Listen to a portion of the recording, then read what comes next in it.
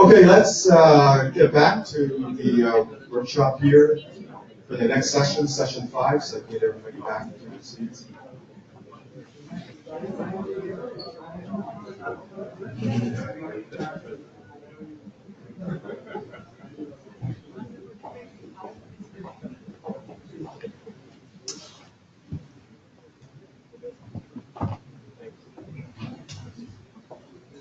So it's my pleasure again to chair and moderate this session, session 5.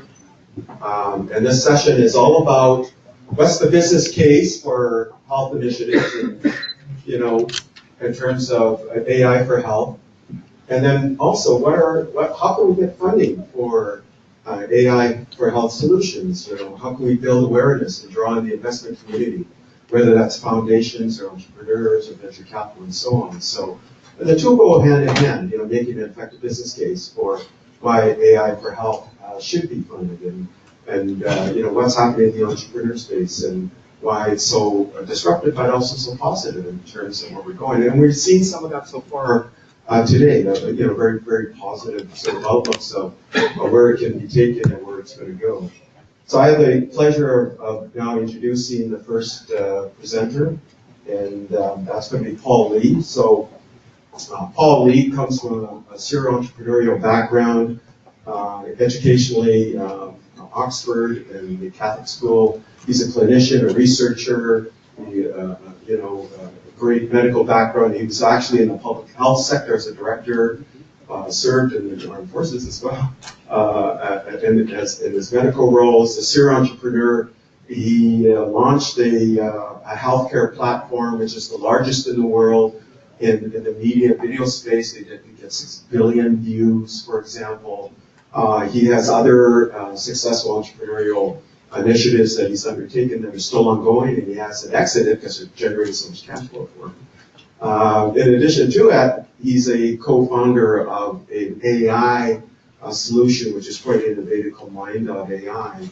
In addition, and Paul, I hope you don't mind me sharing this, you'll probably kill me for this, but Paul comes from a great sort of lineage or heritage as well. His family was the founder of Samsung Europe. So an impressive background that continues with Paul. So Paul, I'm going to hand him the podium to you, and you can go there. Hello, it's great to be here. Thank you.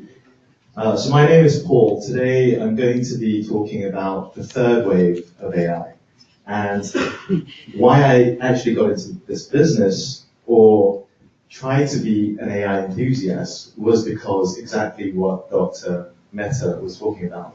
And I'm going to show you a photo of what it was like when I was a practicing physician. So this is at 7:30 in the morning in front of my clinic, and the clinic opens at 9. So you can imagine when I walk in, there's about 50 people already waiting for me. And I'll be seeing 120 patients a day, which means I get to sit with them for literally 3 minutes or less. And at that time, it's impossible to give or provide quality care. And the most important thing I need to worry about is misdiagnosis. And whilst I was doing this, this is just a normal day, but when it becomes vaccine season, I get 3,000 people in my clinic a day. And it's impossible to keep up. So what I was thinking at that time was I need a replica of me. I need to be able to clone myself. And what Dr. Mehta said was, no matter what technology you have, so what if you found the disease? Who's going to cure it? Who's going to help maintain that chronic disease? There has to be a solution. And it's not just the technology.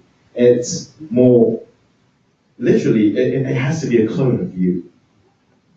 So problems in healthcare, there's too many to address. And today I just want to go through a little bit about the history of AI. And starting off will be actually the first wave of AI. Because as you know, AI is not a recent phenomenon. It's been around since 1950. And we call the first wave of AI such as things like the Windows operating system or the mobile apps. So what it is is it's handcrafted knowledge, which means engineers create sets of rules to represent knowledge, and it's in well-defined domains. There's no learning capability and poor handling of uncertainty. Now comes the second wave of AI. This is the AI that all of you know today. It's very, very impressive in statistical learning. It's very unreliable, I'm afraid, because it's skewed training data sets, create maladaptation. But how can we go from here? And how can we go to the next level? So is there ever going to be a reasoning engine? Then comes the third wave of AI, and this is where my interest lies. So it has to be a contextual adaptation machine. It has to be transparent, and it has to be real-time interactive learning, and it has to be self-directed learning. Also, will it have and will it be able to reason? But what does reasoning mean? If you look at this, how do we see this? We don't say there's 74.282% of this being a milking cow. That's not how we reason. That's not how we think. We look at this and we say, there's 4 legs. Okay. There's another. There's spots. So we use our common sense knowledge that we already have, that we already learned, and we come to a conclusion that this is a milking cow. The problem that the second wave of AI has is if I put a little sticker on here, it won't be able to recognize this as a milking cow, because it's through repetition and data that it's recognizing with probability. That's not how our brain or the human brain functions. So what is reasoning? Reasoning is associated with thinking, cognition, and intellect. But it's consisted of abductive reasoning, deductive reasoning, as well as inductive reasoning. These are the processes that go in concert in our brains when we look at something, when we read something, and we try to reason. So what we are doing at Mind AI is, can we model this? Can we model the ability for a machine to think like us using abductive reasoning, inductive reasoning, as well as deductive reasoning? Then we came up with this very, very simple structure known as a canonical.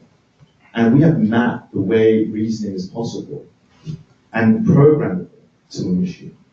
And this, if you see here, is a primary going to a resultant that always needs the context. In every language, in everything that we read, in everything that we talk about, without context, it doesn't make sense. So we're saying everything has to have context, and the machine has to be able to adapt to context. So through this model, we have found that abduction happens on the left, deduction happens on the right, and inductions happen at the bottom. And these will form 3D crystalline structures to allow us to be able to reason with natural language text. So the differentiation between all the other AIs, the second wave, the first wave, and ours, is that ours is a symbolic paradigm. Symbolic paradigm means it can be in any language, it can be in any context, and it doesn't have to be in one very narrow domain. It can be ubiquitous. It's natural language reasoning, and it's not processing. So it can actually understand the context. It can actually understand what it reads. So rather than asking it to find key words and do reading comprehension, it can actually you can ask it, what is the main purpose of this text? What's the main idea? And it will be able to understand that, and it will be able to give you back the answer. It's linear and qualitative, which means it doesn't deal with numbers. It's not programmed with 1 and 0. It's actually understandable. If it's linear and qualitative, that means humans can understand it. It's human understandable logic, so we can trace back. What that means is we don't need tons and tons of data, because we don't think with data in our heads, if you really, really think about it. We think with general rules that we've accustomed to, that we've learned in schools, from our experiences, from the environment, from our parents. We use those common sense to logically reason. We're saying these ontologies can be collected and put into the machine so that it can actually logically reason like us. Now, this is the key point that everyone needs to understand. Right now, the second wave of AI is a black box. AI has always been a black box. The way to make it trustworthy is for it to be transparent. If it's linear and qualitative, and if it's human understandable logic, that means we can actually trace back, go back how it came to its conclusion. Once we do that, then we can actually use it in medicine. We can use it in drug discovery. We can use it in law. We can use it in finance. If you don't know how it came up to the conclusion, how can you tell your patients that the diagnosis that came out of an AI machine is correct? You can't. And it's possible in any language because it's a symbolic paradigm, which means it can be in Arabic, it can be in Chinese, it can be in English. It doesn't matter. And it's universal. Now, this is the very, very important part of AI that Mind AI believes as its ethos. We believe it has to be open source. It has to be like electricity, so that anyone around the world can plug and play. So, it doesn't matter about your class. It doesn't matter about your education level. You have to be able to plug in an API and be able to make your own AI app. So we want to make it open source, and we want to democratize it. So the way we have chosen to fund our project is through ICOs. ICO is initial coin offering. It's in the blockchain crypto space. But the reason we chose ICO was not because we wanted to offer coins, but we wanted to offer a community. We wanted to build a community that can provide us with the ontologies, the common sense data. Because as I said, the machine needs to understand what gravity is. It needs to understand what man is. It needs to understand what human beings are. So it needs common sense knowledge. And we're saying we're going to be crowdsourcing this information from everyone around the world. And we're going to be able to incentivize them through our initial coin offering so that they can be incentivized. Think about Wikipedia. Everyone contributing to Wikipedia, but in Wikipedia they're doing it voluntarily. What we're saying is we're going to pay you. You're going to be incentivized. So provide us with the common sense knowledge that you know you already have. So the whole ecosystem is built around a community of people providing us with the ontologies and then the engine. But we've deliberately put a kill switch on that because AI needs to have an ethical boundary. It needs to have an ethical board. And it has to be able to be stopped anytime if it's malfunctioning. So the third wave of AI in healthcare, Dr. Mehta was actually explaining this much better. But the way I see it is we need AI in enabled decision support, whether that is for self-assessment or in a professional setting. We definitely need an assistant that can help us go through and be up to date with current information. We also need third wave of AI for interpretation of laboratory results, but also for virtual nursing assistants in chronic diseases. The main problem is the lack of resources that we have in the profession of medicine. How can we improve that? The only way we can do that is by teaching an AI to replace some, not all, but some of the things that we can do every day. And if we do that, then augmented diagnosis capabilities can also be performed. Also, you have to think about the interconnected systems that one domain can exist with another domain. And that is largely not possible with the second wave AI currently. And the last point is the transparency. I can't emphasize this enough. But without transparency, without the explainability of an AI, we're not going to be able to use it more efficiently. So this is a very simple algorithm that we came up with, and it took us 12 years to get here. This simple diagram took us 12 years. But now we are building a beta API that is going to go live by the end of this year, and everyone's going to be able to use it. So I'm going to leave you with a very simple introductory video on Mind AI to finish. Thank you. Artificial intelligence is the new arms race of our time. With the world's wealthiest corporations and nations hoarding the most innovative scientists, engineers, and researchers, it's deterring our collective brain power from creating creating projects that may solve global humanitarian crises, to merely producing systems for profit, surveillance, and war. The AI arm. Is it possible?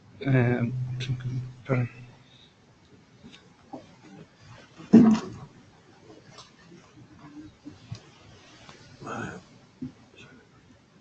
You can end it here.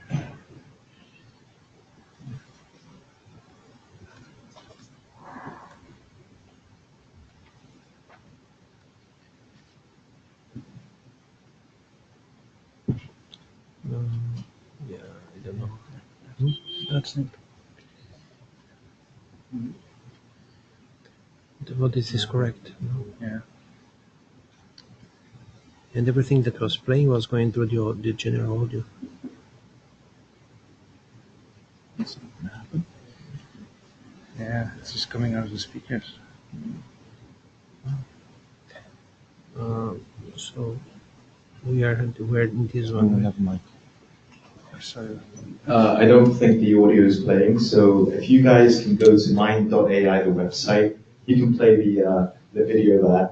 And we're actually having a meetup tomorrow here in New York. If you guys are interested, we're going to be posting the meetup details. You can come and listen to us even more. Thank you.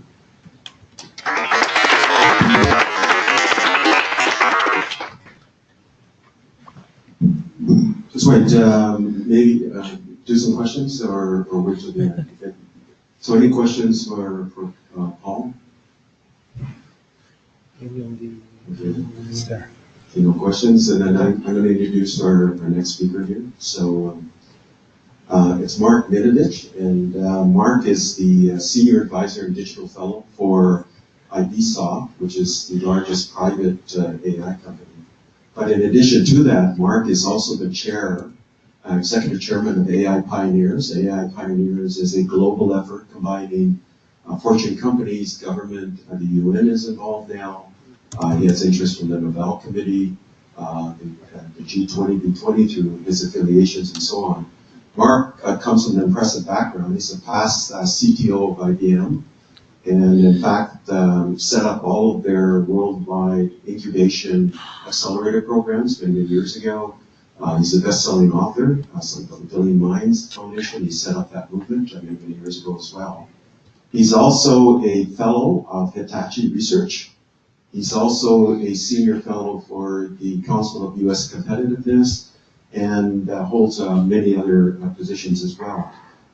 With the AI Pioneers Initiative, he's chairing a group of people numbering over 100 now. The target was to reach 100. He reached that in September this year to create a digital manifesto, sort of like a reference point. If you want to develop an AI solution in government or in industry or in healthcare, then you have a reference point that can sort of guide you to implementing those solutions. And in fact, Mark led the effort in July on Wall Street, and again in September on Wall Street. NASDAQ hosted in October, and NASDAQ Corporation, and now he's going to London, where he's hosting another session, taking it globally. By the way, I should mention that the AI Pioneers are going to co-locate the AI for Good UN program, a UNITU program in May as well. So I mentioned that he's on the digital task force for the B20 and the G20, involving things like digitalization and advanced autonomous systems. And he's also advising venture capitalists and so on. In fact, he was a premier part of the steering committee for a high net worth annual global event that was held in New York just recently, just a few weeks ago. So, and he's an advisor to funds such as the $3 to $4 billion kind of range because of his background, sort of covering every aspect. So it's my pleasure to introduce Mark. Oh, and I should mention he's also an advisor to the United Nations Office of Project Services as well. So, okay, Mark, go ahead. Wow. Thank you, Stephen. There's a lot going on, as you can see, but it's certainly a pleasure to be with you, and it looks like an audience of a lot of brains, a lot of minds I see here. Some very spectacular people. And so thank you and kudos to the ITU, part of the United Nations umbrella, as well as the World Health Organization, for allowing this forum and specifically talk about the critical issue of health, maybe digital health part of it, and this thing that we call artificial intelligence. But before I begin, it's late in the day, and I'd like to ask, if you could raise a hand if you are a researcher and you are researching artificial intelligence or anything else related to innovation. If you are, please raise your hand so I could see who is doing scientific work here in this prestigious audience. And can you also raise a hand if you're in public policy or you're impacting public policy people or educators, public policy. Okay, so we have a few public policy, we have some, and do we have industry people in the room, people that are coming from the industry and trying to impact the world of health? Okay, we have few, not so many. We need more industry people involved, and I think this is going to change the equation. So, ladies and gentlemen, as Stephen mentioned, who could have imagined that in 1967, do you remember the largest companies? Who were the largest companies at that time? It was, of course, the Big Blue. It was IBM. It was AT&T, called American Telegraph and Telephone Company at that time. And it was Kodak, Big Kodak, Eastman Kodak, three most powerful companies at that time. What happened during this period? We're now in 2018, and the world has shifted. And it is practically run today by the pharma giants, by Google's, Apple's, Facebook's, Amazon. Now we have, of course, Alibaba and Baidu. But this is how this world is today. It's a digital world. And 15.7 trillion of value, ladies and gentlemen, is going to be created by artificial intelligence. The biggest revolution in the world, the biggest revolution that we have seen. And we're focusing on minutia, and our media are taking us in directions that we shouldn't be. And yet there is a lot of naysayers that are talking about the dystopian future. They are taking us in opposition of the theory of the AI and data that are indeed the oil of the 21st century. I understand those opinions. I respectfully disagree with media and a lot of the naysayers. Artificial intelligence is an unstoppable vehicle, and data is gasoline. The next phase of our globalization is very much upon us. It is this digital revolution, and specifically in emerging markets, which are claiming their piece of the action. Only 5% of Fortune Global 500 companies were in developing regions, ladies and gentlemen, in 2000. In 2025, just a few years ahead, the emerging market companies will likely make up more than 45% of that list. This is where we are. And digital, again, is leading the way. Digital companies, from Baidu to Google to Facebook, are leading the way. What is there? Why are they leading the way? They are disrupting the industries. They are disrupting the industries. Does this? Okay, this works. They're disrupting. Make it louder now. Waking up by what is it? 4:30 now. I think this is a good time.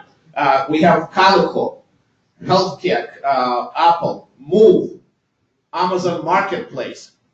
Those are incredible. Does this work? This doesn't work. You can hear me? Okay. You can hear me. Okay. So those are incredible disruptions. Those are incredible disruptions that we are seeing right now in the space of how the platforms are disrupting the space. But what are we also seeing? We're seeing that addition of AI in businesses is projected to raise productivity up to 40%. Allowing companies to save on labor costs and better allocate their people to do the work they were hired. And for 2035, artificial intelligence could double annual rates of economic growth by changing how work will get done. In other words, we are seeing than ever before seen marriage, man and machine.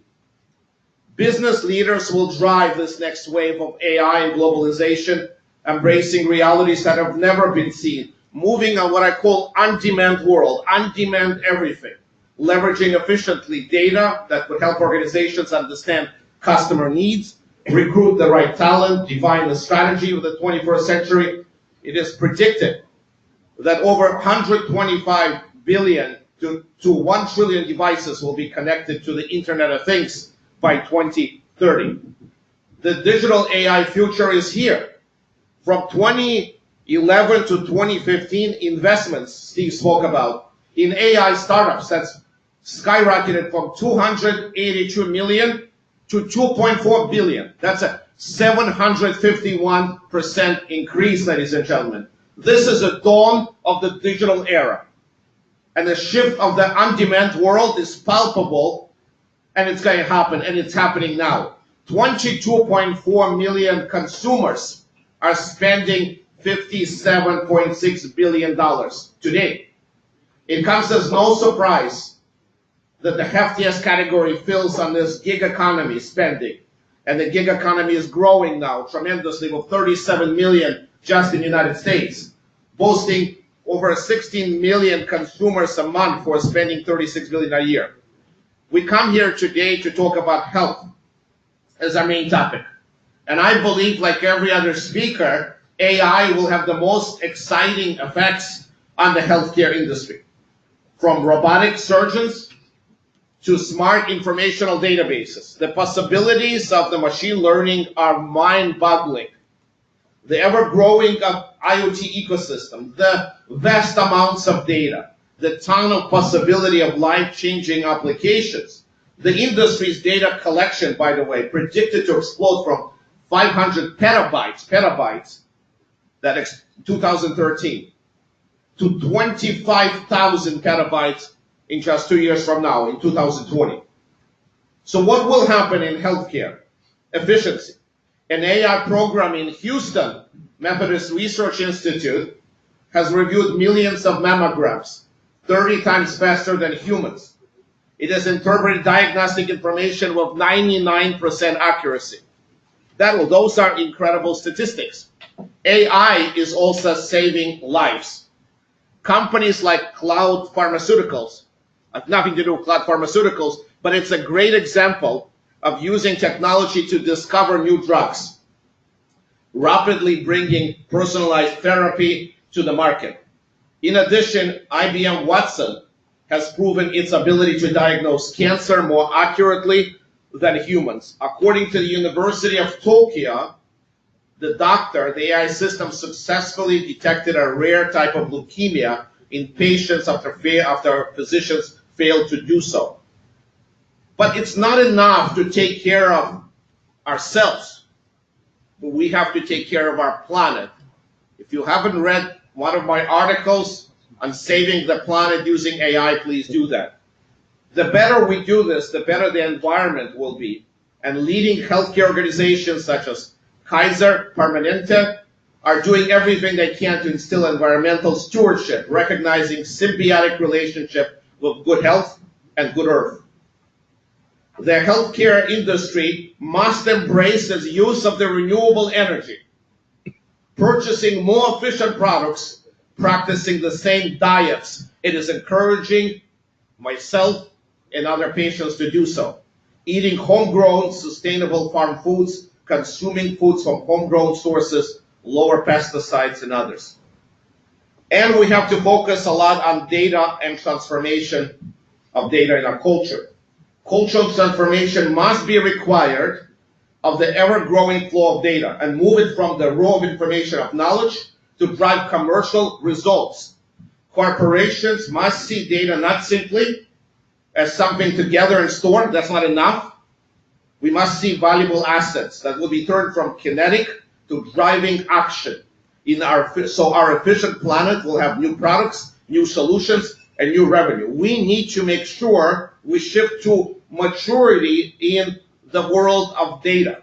We have to focus on constant advancement of data harvesting by our companies that go from healthy sometimes to struggling in a matter of short years. Then it's not a data-driven company. And if you are not a data-driven company, you will perish. You will not survive.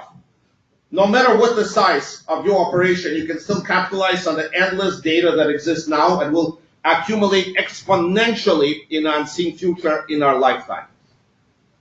I consider myself an entrepreneur. And what do entrepreneurs need to do to future-proof the economy, to capitalize on the digital health and area of regenerative medicine, which is prime for disruption? $7 trillion are going to be available for the taking. Yes, you heard me right. $7 trillion is going to be available according to information coming in from all sorts of levels of intelligence. Entrepreneurs must jump and capitalize on this very, very critical point. We cannot wait until corporations and governments act. That's not time right now, is to focus on entrepreneurial efforts. Why? Because basic physics has shown us that matter cannot be created or destroyed.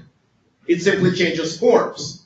So when media takes you to the jobs are going to be gone, you could say they're not really going to be gone because we know better.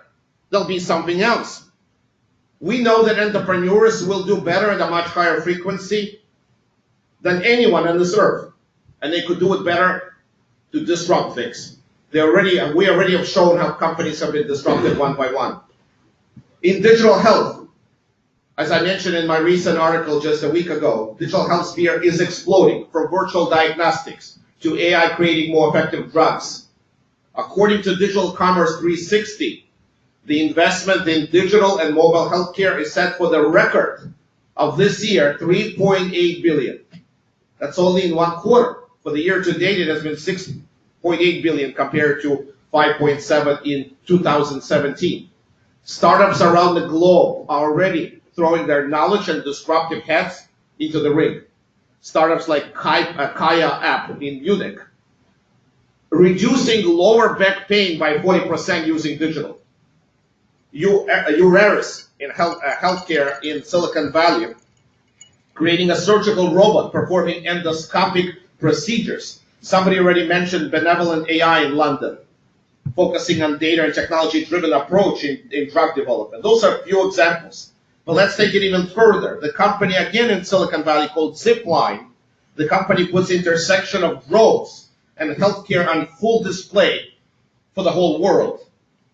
Back in 2016, it launched on-demand service with the government of Rwanda to deliver more than 50 different types of blood products using drones and delivery systems, blood, plasma, and platelets for immediate medical treatment.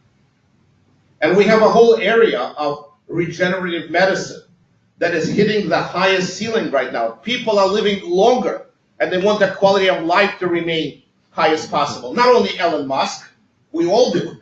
The Mayo Clinic recently received 10 million grant. Where? Study of the regeneration of spine.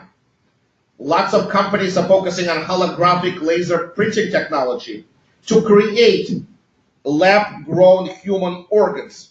No more organ donations, not now or never, with artificial intelligence and emerging technologies. The benefit to the human race and the money generated from productions will be astronomical.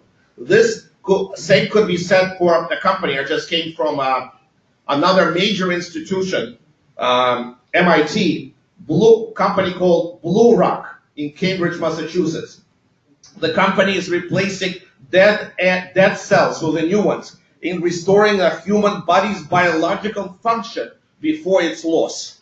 Those are unbelievable changes that we have never seen in our lifetime. Look at the company called Neuros in Ohio, is completely regenerating electrical nerve block. This company is able to treat categories of chronic pain that have never been treated before. Even the pain that I'm suffering, migraines. Push a button in the future and the pain will be diminished or gone. But that's not enough, ladies and gentlemen. That's not enough. We need to advance humans for the advancing world.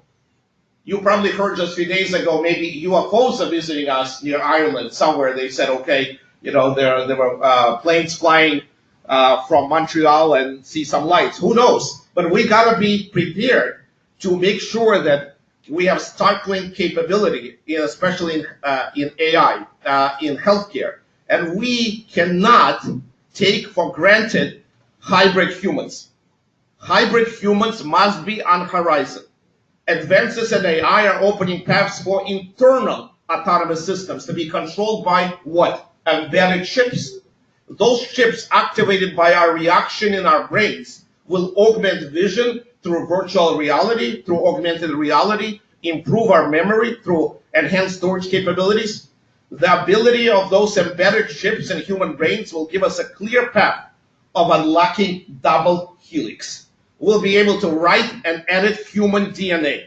We'll be able to delete birth defects and fix diseases and maladies at the genesis. To put it simply, recent advances in big data, software, chemistry, biotech, machine learning, this whole circle will be combined to provide humans additional capabilities that they have never had.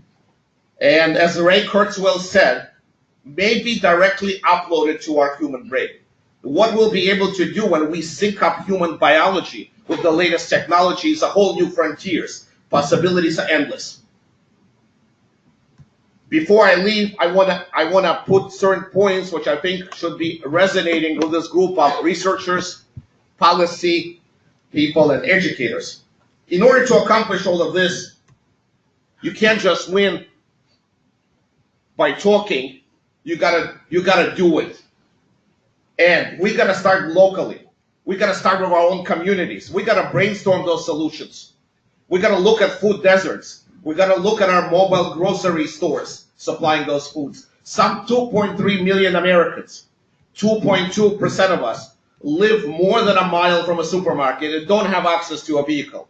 Add to the fact that 12.3% of us live with food insecurities. Most entrepreneurs see this as a clear, visible sign to focus on local. Fortunately, we have a lot of multinational executives that are willing to find collaborators in developing regions, focusing on some of those issues and improving the international trade and business connections. And then we gotta focus, ladies and gentlemen, on two other things. We gotta focus on human capital.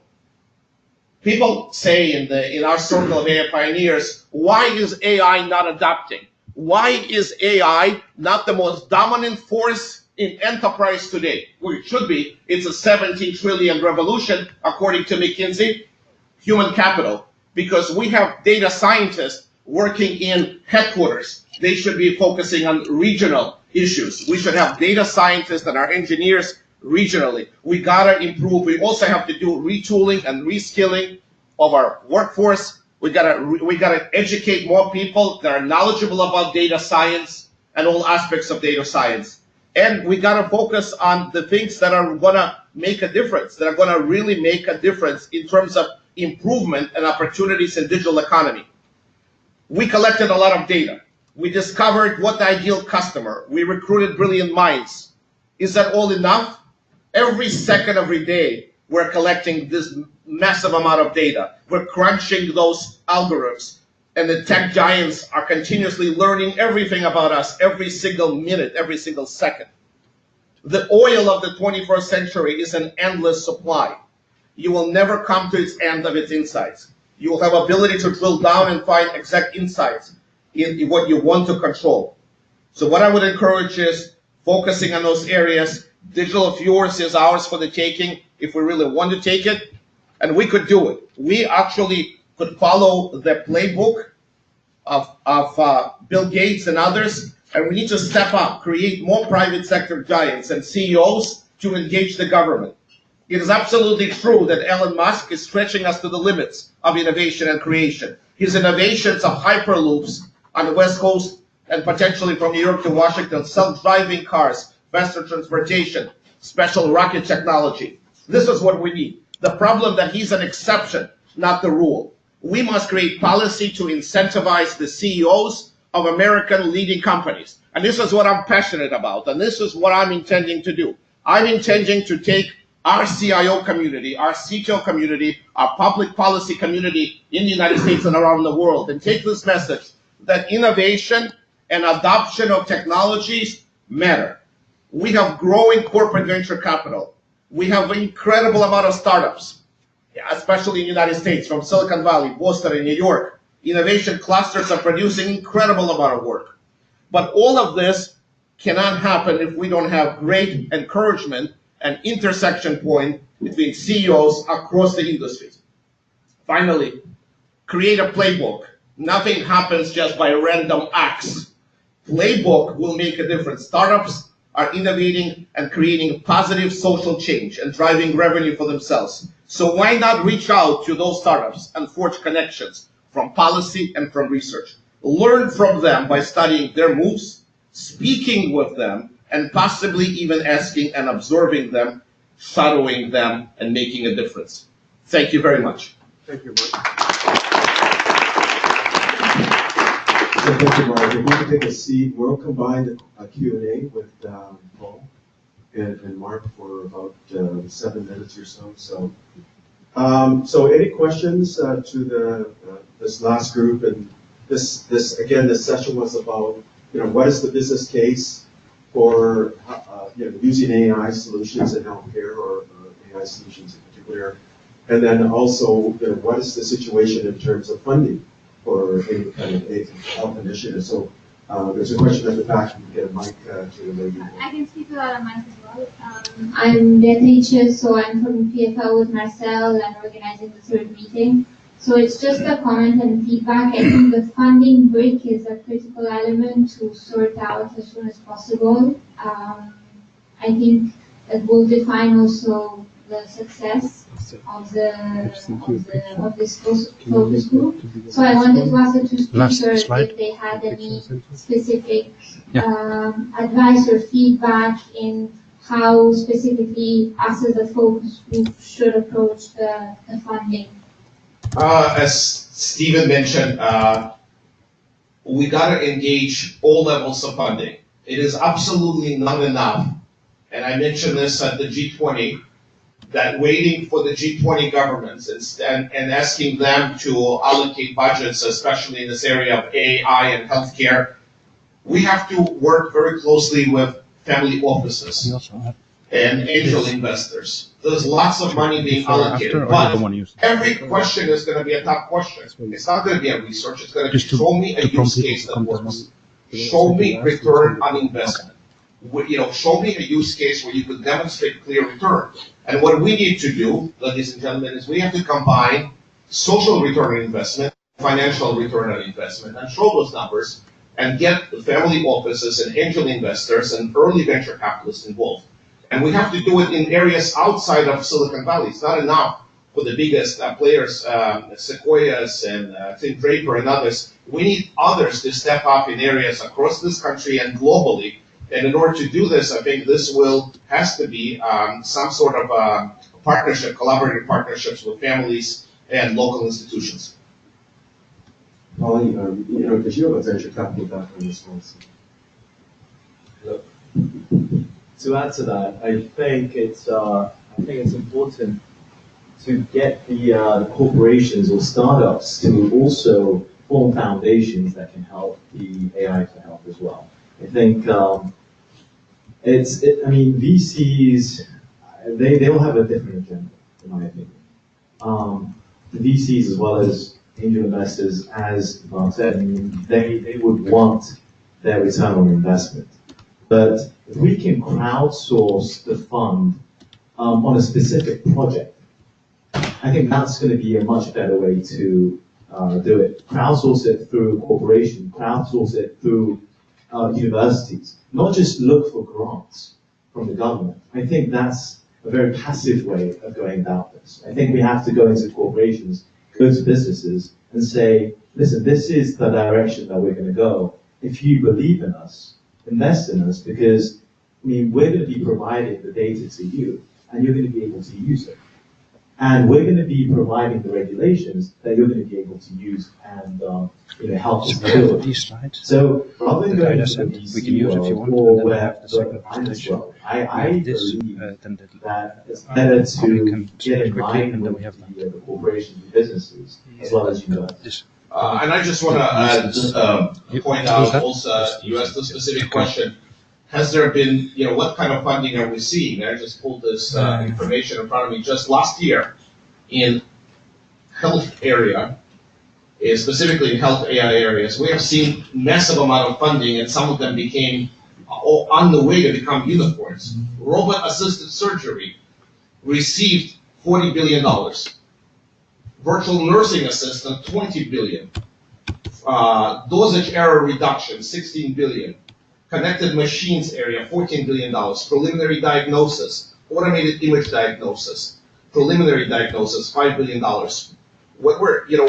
I'm looking at this set of investments, and it's totaling close to 100 billion just committed in health AI. It is impressive numbers. We could do better, but the numbers are already very impressive. So I think there was some questions over here on this side. But, Steve?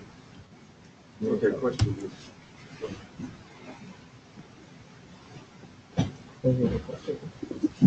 Thanks. Paul, question for you. I think you've opened a very new dimension of coins in terms of raising funds and the outsourced funds model.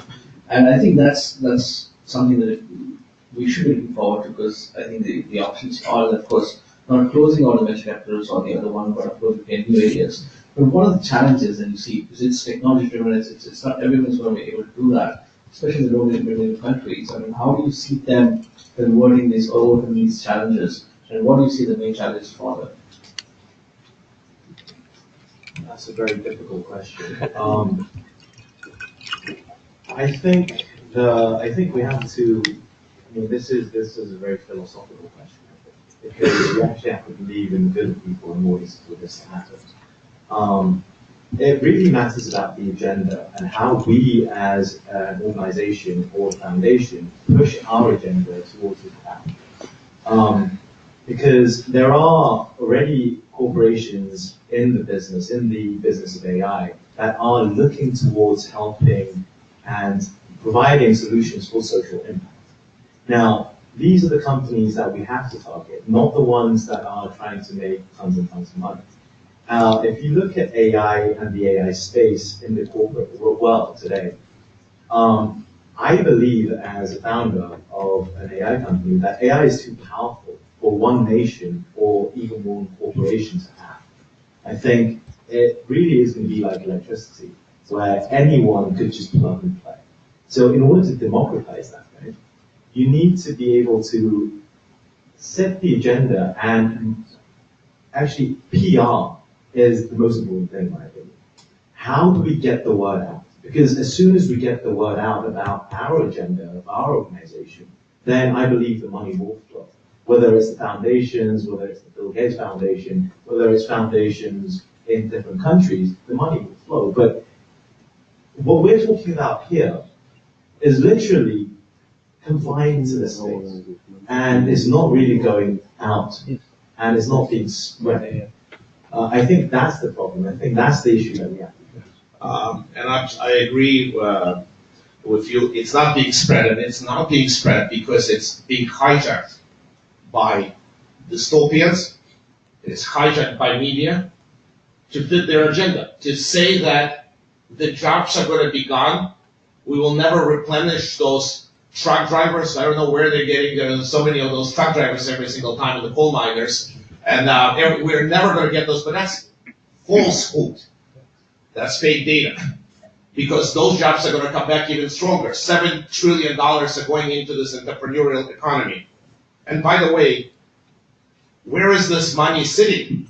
According to the latest Bloomberg conference, which I was very fortunate to attend about 4 weeks ago here in New York, Mike Bloomberg and the group in Bloomberg Sustainable Efforts basically put a number of 23 trillion allocated in social impact, $23 trillion available. A lot of that is still is going to be spent on social impact initiatives.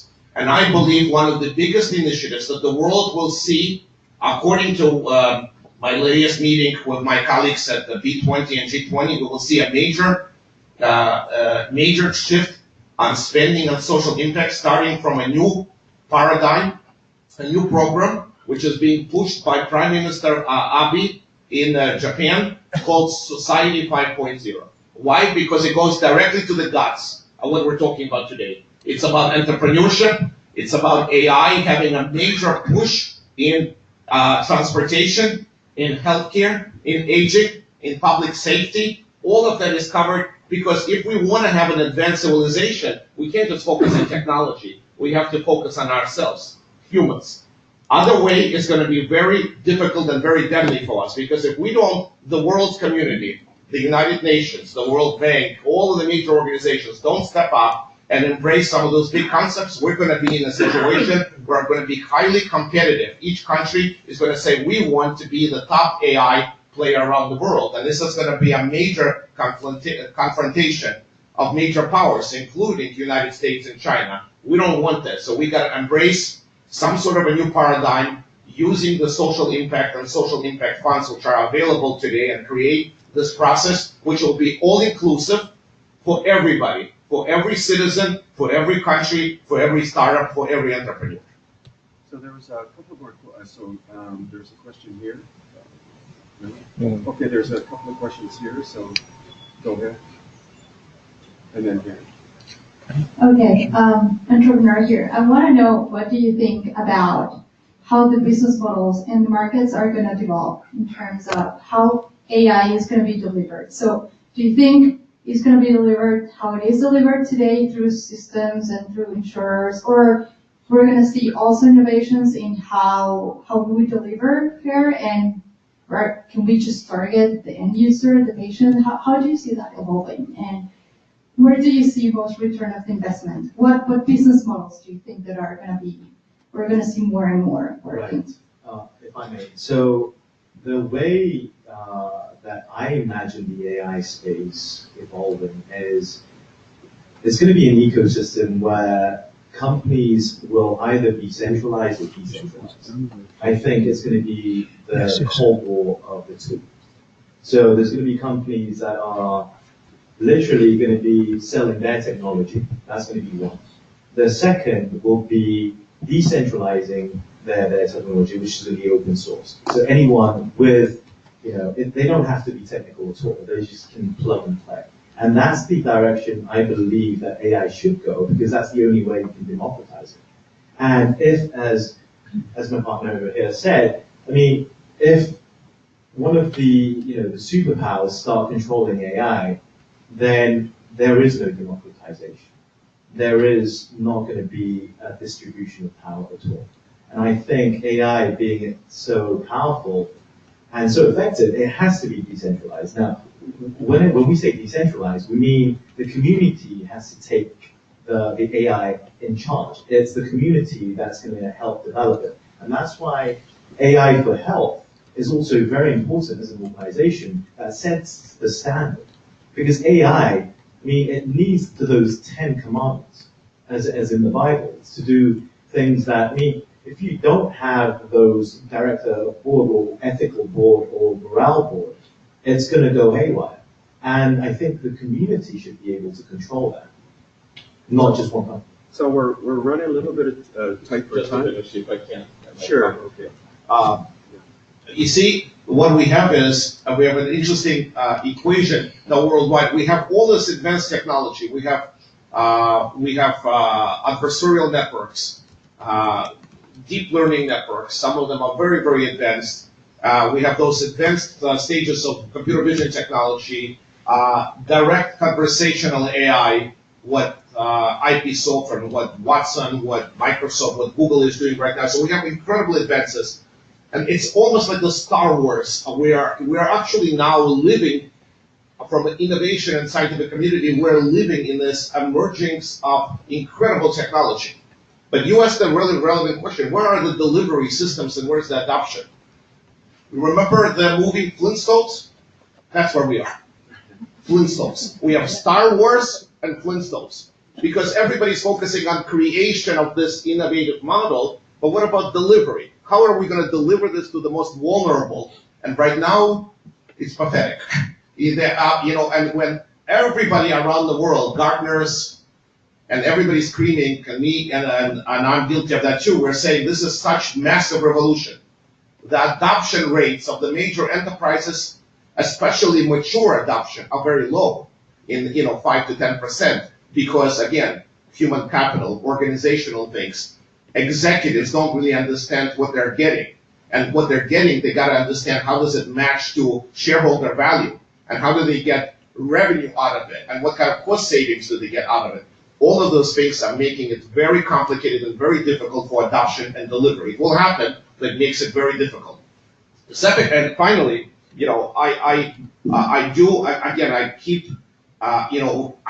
we should go into communities, we should democratize data, but is this really going to happen?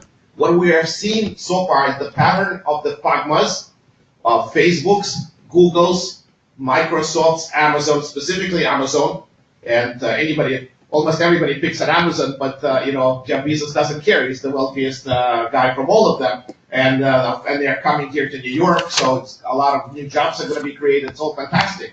But the world is being converged. Those disruptive models are basically, if you're very good in data-driven stuff, and you were excellent in retail, now you go in and target healthcare, and you target finances, and you control that. Do we allow this? Do we allow Google's and Microsoft's to acquire startups without actually even exiting? This is what we have right now. We have most of the top exits of the AI companies have been acquired by those companies that I mentioned.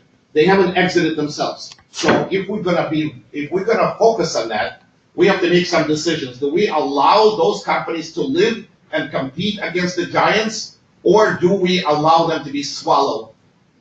Okay, so we're running a little bit too long, so I'm going to have to interrupt. Sorry about that. And I know there were other questions here. We just don't have time.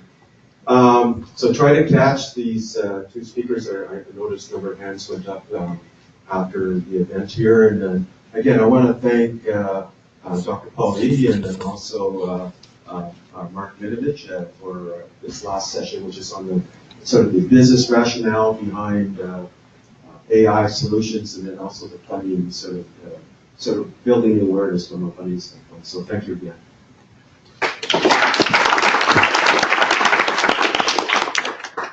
So I'll hand it back to Tom.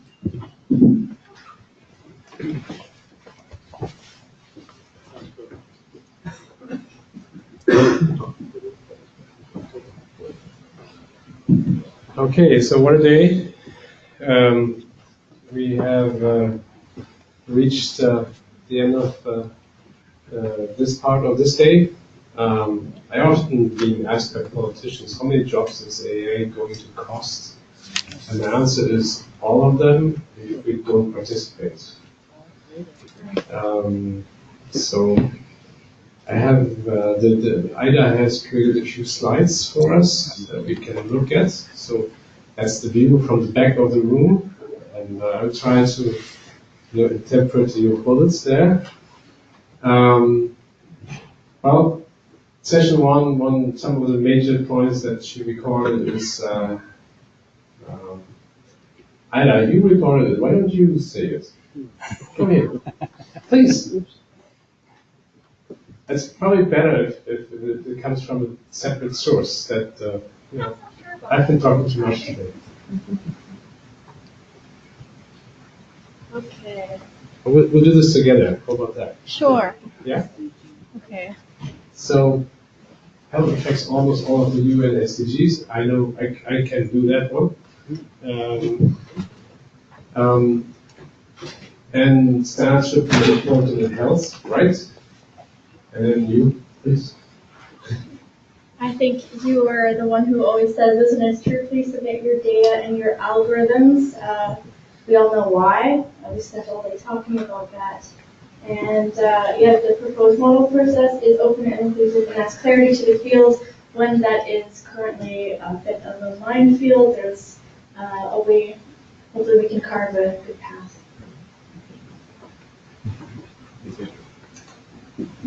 So, you want to go ahead, please? Sure. So I think this one was from Geraldine early on in the day, session 2, about how, for example, Apple is so successful because they create an ecosystem just like how perhaps physicians and the health sector can create an ecosystem around their patients and maybe making AI and other emerging technologies more well integrated into their systems. And I really like this point. She said, I think expansively about how AI can help radiology medicine beyond diagnostics. So I think that's also a perspective thing. So it's not just how AI is going to take all of our jobs or it's going to do X, Y, and Z better than a physician or any other expert, but how else can it help the field, like in administration. So I think that was a good point in not engaging in too much groupthink and just thinking the same path. I thought that was a good perspective.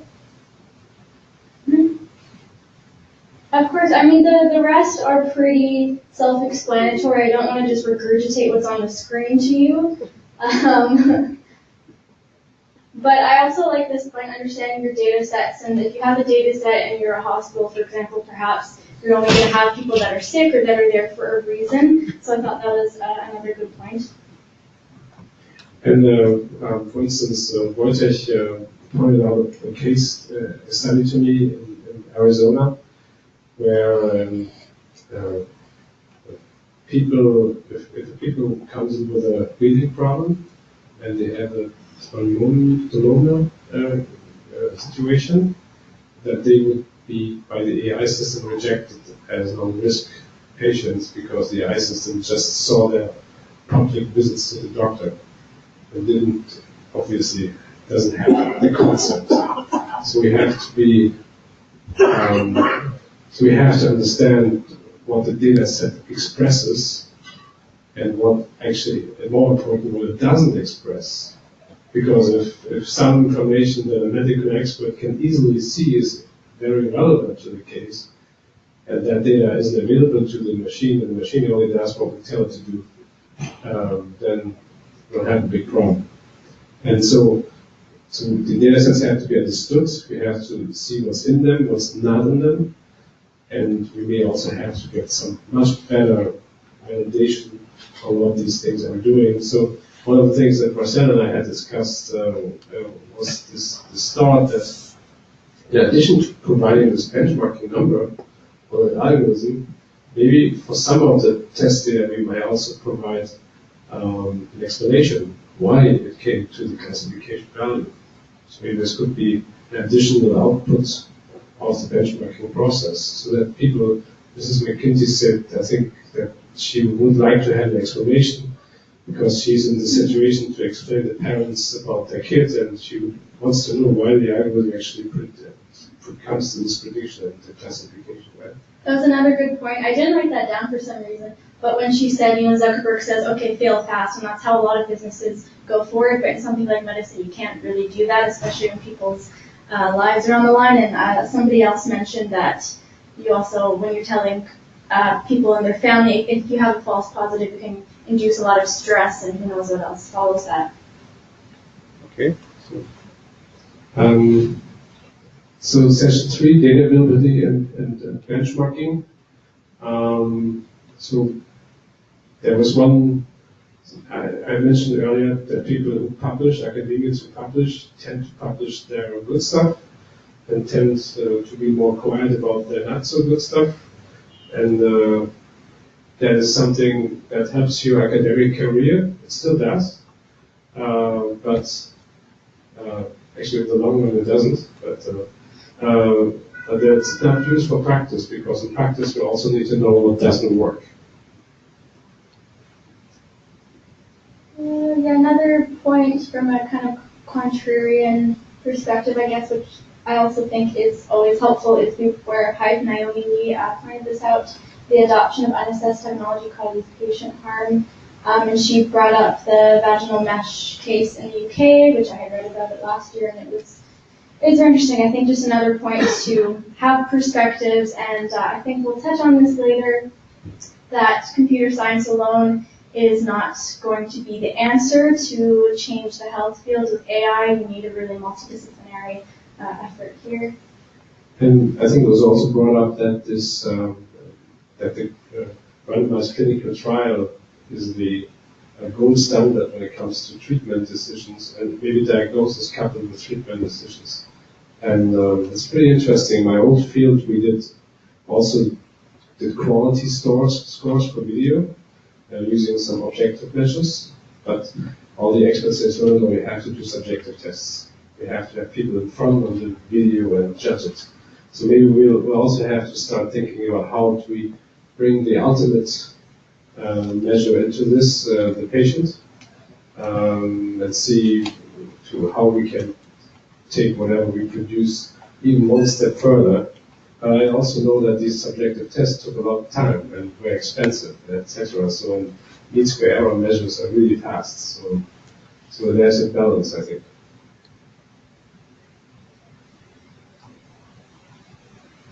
So then there was this beware of hype thing and beware of the AI hype. I have to tell you explicitly, I have to warn you, beware of the AI hype. Yeah, don't fall into it. And again, standardization and regulation is important that people trust what we're doing. So we want to create this open process, talk about it a lot, and make it all transparent, so that at the end of the day, people can actually follow it.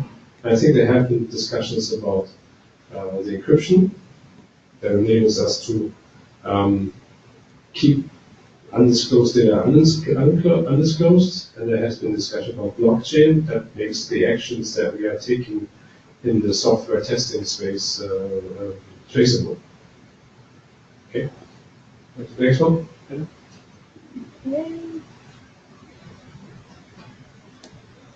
So hopefully these are more fresh in your memory. I believe these were after the lunch break. I talked about the second point already, and yeah, we need to understand country context, especially in low and middle countries, and the people that you can mobilize there, different logistical concerns. I think, coming from a first world perspective, we think things, well, depending on your background and how experienced you are in certain things, but I know for me, you think certain things will work and then they don't because you don't take into account electricity availability and people being able to charge their mobile phones. There's just such an array of concerns that you have to take into account when you go into a different context.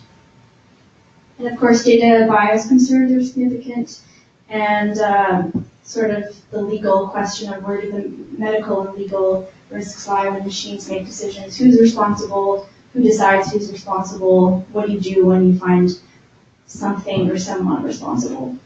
And I think if we are successful, less people will die than before, but different ones. It's like with the seatbelt. The seatbelt was unquestionably a great introduction. It caused less people to die in car accidents, but different ones.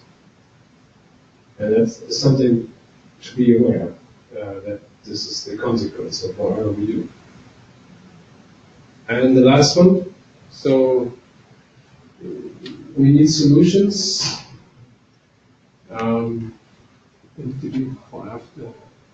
I didn't see the slides. Maybe you can do that one. So I think Paul was talking about this. So let's say we use AI to diagnose. Then what? How else can AI be used to cure or to treat, to prevent, etc.?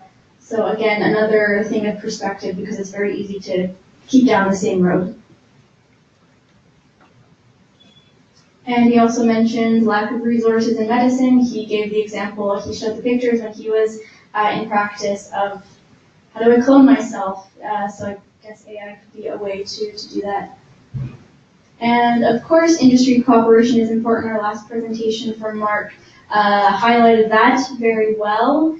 I think maybe especially, I'm Canadian, so I don't know the US medical thing that well, but I would imagine industry cooperation is also very important when things are very expensive and industry plays a large part in research and And I think it was pointed out that we do not have at this point very strong industry participation.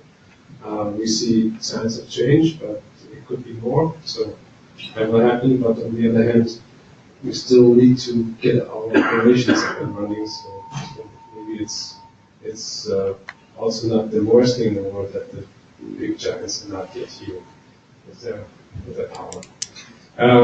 So, and Mark was very clear about that the digital future is here. There was no doubt that he was very clear about that. All right, so thank you very much. So I would now like to... Just a couple of comments. Please. Oh, yeah, please. Just a couple of comments, I think important messages, because this will be some of these slides that need to be captured. I think one point in the financing dialogue was is that the main problem is lack of resources in medicine. Was, I think, contrary mentioned that there's a lot of, I mean, Mark made the point, there's a lot of opportunities like that. Paul also mentioned that we started looking at innovative financing. That's the message that we need to capture. Either if I think you can mention, make sure that you capture that, is the need for looking at innovative financing in the AI stream, as well as the opportunity to have the resources are there, but just tapping into the right market. And also in session 4, I think the key words there were the systems thinking need to be explored, and I think that's something that you captured. I think you do mention a little bit of understanding the context, but I think it's not just understanding, but involving them in the process of these AI solutions. So those are the two main points that we need to capture in sessions. Thanks. Great. So then I would like to ask the host for tomorrow to the stage, and maybe you can explain us what's going to happen to us tomorrow. Yes, I don't know much about the program, but as our notice said, we're starting at 9:30. You're on the medical campus, and you'll be going through security. It should be fairly easy. If your name is, we supplied a list to security, so it should be pretty easy to get to the nursing building. What I can say, the weather is predicted to be a bit challenging tomorrow, but we will have hot coffee and tea waiting for you when you arrive. We are bringing in lunch so that you won't have to go out in the cold again. And as a reward for staying for the afternoon, there will be some wine and beer and salty snacks, or a little bit of networking at the end. So I'm sure the atmosphere has floor-to-ceiling windows, and so you'll have a lovely view of whatever weather is happening. Unfortunately, I think it's probably going to be too cold for people to go out there, but you're free to do so if you wish to do so. So just welcome tomorrow, and just assuring you will be warm and cozy once you get into the room. Thank you very much. So the last thing for me now that I get to say is a call for the health community. And somebody mentioned the Flintstones. So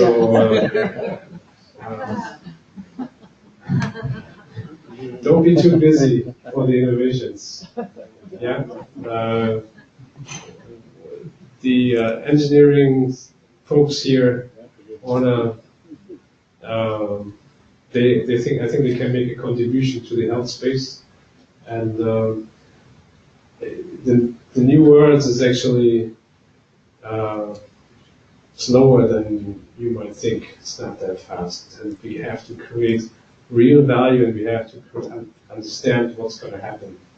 And otherwise, the AI hype, and believe me, it's a hype that will pass, as any other hype I have seen. Let's try to create value until it passes, so that something remains in 10 years and 20 years. Okay? So with that, we're closing for today. Thank you all for coming, for your contributions, for your critical thoughts, and see you tomorrow. I think we have such an exciting input to our focus group. Very exciting projects. We may be looking at some exponential growth here for this activity, and I hope I'll see you all tomorrow. Have a good evening. Bye-bye.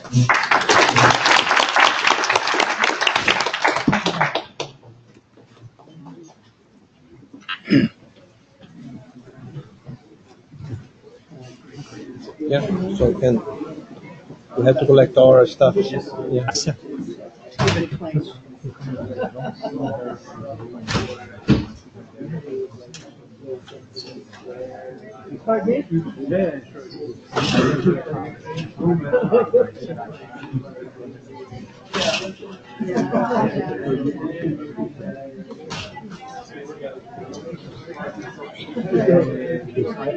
I'm already collaborating people from Facebook.